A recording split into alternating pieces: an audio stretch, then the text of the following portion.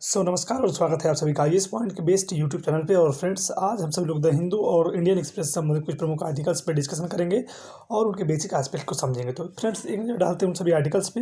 बात करें यदि आज के उन सभी आर्टिकल्स की, तो पहले आर्टिकल में हम लोग जानेंगे वैक्सीनेशन डिस्ट्रीब्यूशन पे एक यूनिक आर्टिकल आया हुआ है, इसको हम लोग समझेंगे। देखिए फ्रेंड्स, अगर आप बात करें तो कोविड-9 के बाद और कोविड-9 से लेके अब तक के हर दिन का न्यूज़पेपर को देखें, कोविड-19 से रिलेटेड जो बेसिक इन्फॉर्मेशन है हर दिन न्यूज़पेपर में हमें देखने को मिलती है।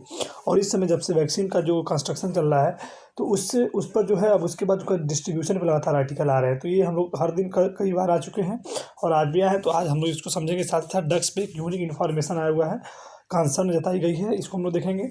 इनर लाइन परमिट क्या है, इसको हम लोग डिस्कस करेंगे। साथ ही साथ देखेंगे कुछ इंपॉर्टेंट न्यूज़ को और बात करेंगे एसेंशियल ड्राई रन, एक एडिटोरियल पेज का इंपॉर्टेंट आर्टिकल है, इसको हम लोग समझेंगे इसमें क्या कहा गया। और यूकी म्यूटेंट यानी कि जो म्यूटेशन है, कोविड-19 का जो नया म्यूटेशन है, इसके बारे में हम लोग डिस्कस करेंगे। और फाइनली आज के द हिंदू बेस्ट क्वेश्चन को देखते हुए आज के इस सेशन को कंप्लीट करेंगे। तो फ्रेंड्स, बात करें आज के पहले आर्टिकल की, तो आज का आर्टिकल हमारा कुछ इस प्रकार से होगा कि बात करें पहले आर्टिकल की, तो इस पहले आर्टिकल में हम देख पा रहे होंगे लिखा हुआ है essential dry run. Essential dry run में हम लोग समझेंगे कि जो कोविड-19 का जो पूरा जो वैक्सीनेशन इस वक्त प्रोसेस में चल रहा है, जिसमें लिखा है constant long term monitoring of adverse event after vaccination is essential. तो वो वैक्सीनेशन के बाद और साथ ही साथ वैक्सीनेशन के साथ जो भी वैक्सीन का इसमें निर्माण चल रहा है, अगर ये वैक्सीन हमारे समाज में, हमारे कंट्रीज में डिस्ट्रीब्यूट होती हैं उनको वैक्सीनेशन करने के लिए, तो उनकी मॉनिटरिंग भी काफ़ी इंपॉर्टेंट हो जाती है। तो इसी संदर्भ पे ये आर्टिकल हमें देखने को मिल रहा है। तो इससे संबंधित पिछले दिनों भी हमने आर्टिकल देखा था, जिसमें हम लोग ई विन के बारे में हम लोग जाने थे, और आज हम लोग जानेंगे कोविन के बारे में। तो साथ ही साथ हम जानते हैं कि हमारे यहाँ कुछ खास करके इंडिया की बात करें तो लगभग 2 वैक्सीन जो है अपने फेज़ 3 ट्रायल में चल रही हैं। अगर इनको मतलब कि इमरजेंसी यूज़ के लिए अप्रूव मिल जाता है, तो इनकी मॉनिटरिंग, इनको किस प्रकार मतलब कि वैक्सीनेशन के लिए क्या क्या गाइडलाइंस होगी, उन सभी को भी पूरी तरह रेगुलेट करना एक इम्पॉर्टेंट फंक्शंस हो जाता है। तो इसी संदर्भ में पूरा आर्टिकल है। और बात करें यदि वैक्सीनेशन की, तो वैक्सीनेशन में कुछ प्रमुख पहलू कुछ इस प्रकार से है, जिसपे सरकार पहले से भी अलर्ट है, जिसके अंतर्गत आप देख पा रहे होंगे कि लिखा हुआ है कि Andhra Pradesh, Assam, Gujarat and Punjab it will allow all the administration to test vaccination process and check the usage of the CoWIN IT platform for management of the entire vaccination process including data entry। तो जो संपूर्ण डाटा एंट्री है उसको पूरी तरह monitor करने के लिए एक आईटी प्लेटफॉर्म को लाया गया है, और इस आईटी प्लेटफॉर्म का नाम क्या है आपको मालूम होना चाहिए, ये है कोविन। तो कोविन आपके लिए एक इन्फॉर्मेटिव स्टेटमेंट बन जाता है कि व्हाट इज़ कोविन। कोविन एक आईटी प्लेटफॉर्म अर्थात एक ऐप की तरह है, और इसको हम लोग जानते हैं कि इस ऐप के माध्यम से जो पूरी तरह जो वैक्सीनेशन हो रहा है, प्रोसेस हो रहा है, उससे संबंधित सभी डाटा इस कोविन में हमको देखने को मिल जाएंगे। तो अर्थात इस तरह हम देख पा रहे हैं कि वैक्सीन बनाना अपने आप में एक चैलेंज है, लेकिन साथ ही साथ उसको सभी में लगा देना और संपूर्ण उसकी सुरक्षा के साथ, पूरी गाइडलाइन के साथ लगा देना भी अपने आप में एक चैलेंजिंग टास्क बन जाता है। देखते हैं फ्रेंड्स नेक्स्ट आर्टिकल को।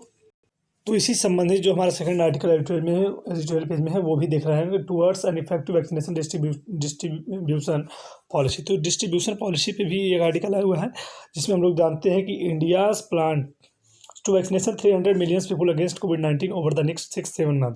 तो जो आने वाले अगले 6 से 7 महीने हैं, उसमें लगभग 300 मिलियन लोगों को, 300 मिलियन यानी लगभग 30 करोड़ लोगों को वैक्सीनाइज किया जाएगा, अर्थात उनको वैक्सीन प्रोवाइड कराई जाएगी। अर्थात वे 30 करोड़ लोग कौन होंगे, ये भी अपने आप में एक टॉपिक बन जाता है। तो ये वो लोग होंगे जिसमें हम लोग देख पा रहे होंगे इसमें प्रायोरिटी किसी the, government plans to give priority to health care workers and other front line workers followed by everyone who is above 50 years of age. तो सबसे पहले इसमें 30 करोड़ जो 30 मिलियन 300 मिलियन जो लोगों को लग रहा है वैक्सीनेशन, उनमें किसको किसको लगेगा, तो इस पे गवर्नमेंट ने प्रायोरिटी दी है कि जो हेल्थ वर्कर्स हैं, क्योंकि इनको जब बहुत ज़्यादा ज़रूरत है, क्योंकि ये अगर स्वस्थ रहेंगे तभी हम स्वस्थ रह सकेंगे। तो बहुत ही अच्छी बात है कि हेल्थ वर्कर को सबसे पहले प्रायोरिटी दी जा रही है। साथ ही साथ जो 50 ईयर्स से अधिक वाले जो एज लोग हैं, और ख़ास करके उनमें से जो 60 वर्ष के नियर अबाउट जो लोग हैं, उनको प्रायोरिटी दी जा रही है। तो इनको लगभग कुल मिला के टोटल 30 करोड़ लोगों को वैक्सीनेशन अगले से 6 से 7 महीने के अंतर्गत किया जाएगा। तो तो कहीं ना कहीं ये अपने आप में ये इम्पॉर्टेंट इन्फॉर्मेशन हमारे लिए हो जाती है। अब देखिए, इंडिया की जो कुछ वैक्सीन्स हैं उनको आप लोग जानते होंगे, जो हमारी पुणे की सीरम इंस्टीट्यूट ऑफ इंडिया है, जो कि लार्जेस्ट प्रोड्यूसर है वैक्सीन्स की, जो कि अपने आप में लार्जेस्ट प्रोड्यूसर है वैक्सीन्स की।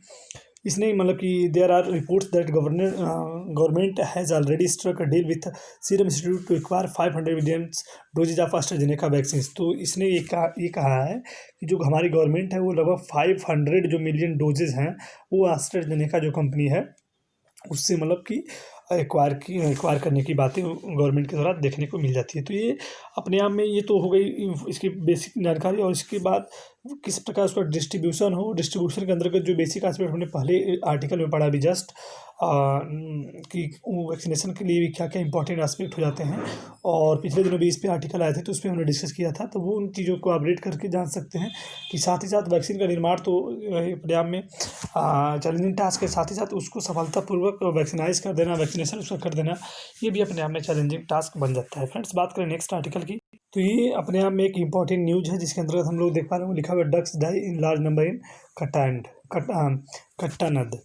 तो ये एक बहुत ही चिंतनीय घटना है जिसके अंतर्गत देख पा रहे होंगे कि मास डेथ ऑफ डक्स, जिसमें लिखा हुआ है कि mass death of duck in Kuttanad, here is created panic among farmer. तो जो फार्मर्स इनके बीच एक समस्या देखने को मिली है जिसमें लिखा गया है कि फार्मर के द्वारा ये कहा जा रहा है कि लगभग 10,000 ducks die in region in the past week.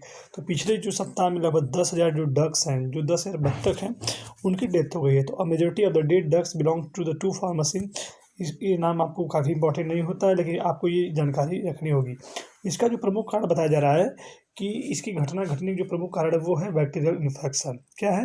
Bacterial infection. तो थोड़ा सा आप इसको अपने न्यूज़ में रखिए, हो सकता है अगले दिन इस पर विस्तृत आर्टिकल भी आए। बात करें नेक्स्ट आर्टिकल की, तो इस आर्टिकल में लिखा है कि इनर लाइन परमिट यानी कि ILP is centre biggest gift to Manipur.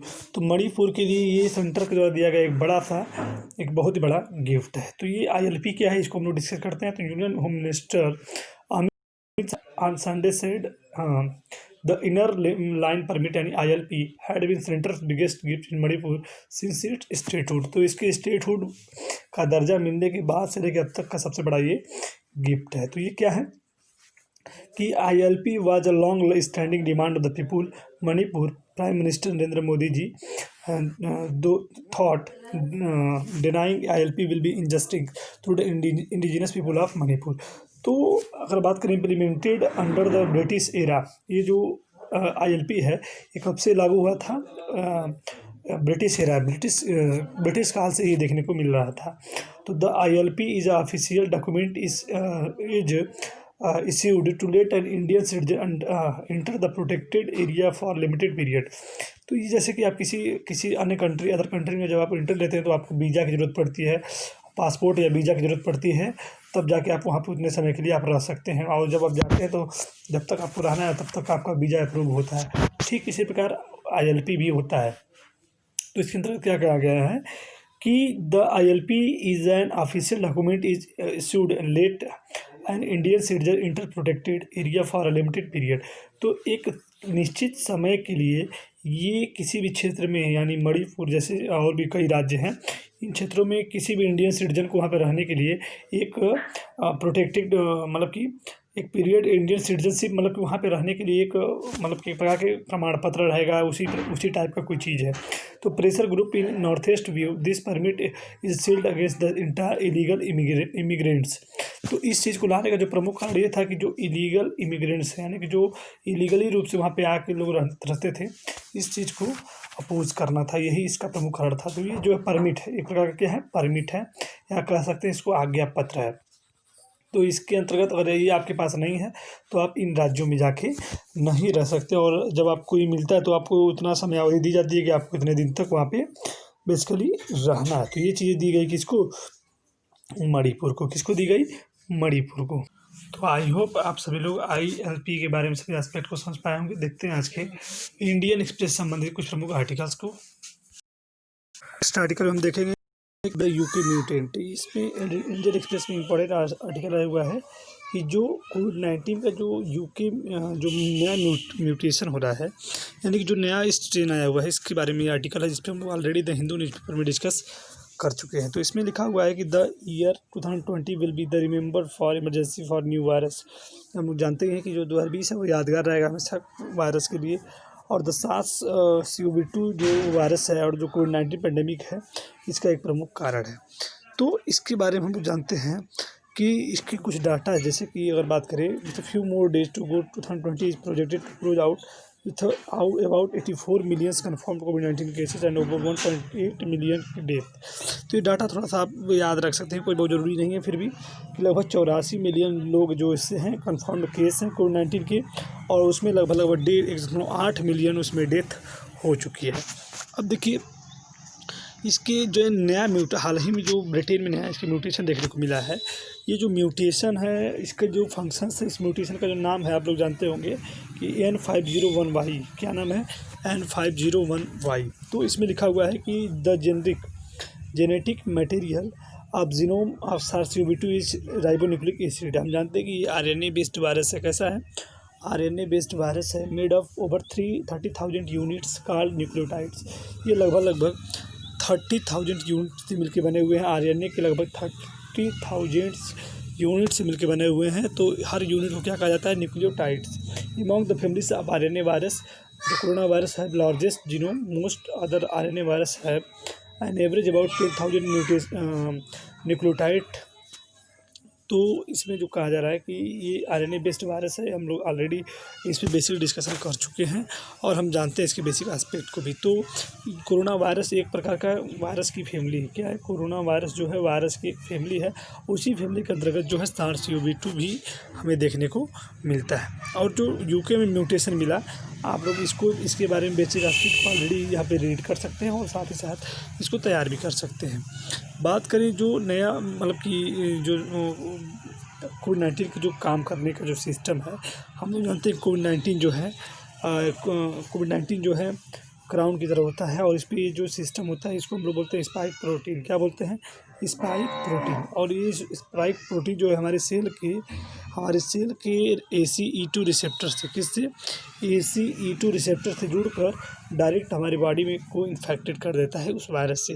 तो इसके फंक्शंस और इसके बाकी जो बेसिक एस्पेक्ट है, इसको यहाँ पे आप लोग देख सकते हैं और डिस्कस कर सकते हैं और वो अपने आप में तैयार भी रख सकते हैं। तो आई होप आज का सेशन आप सभी के लिए हेल्पफुल रहा होगा। तो आज के सेशन में इतना, एक दिन फिर मिलेंगे, तब तक के लिए नमस्कार और धन्यवाद।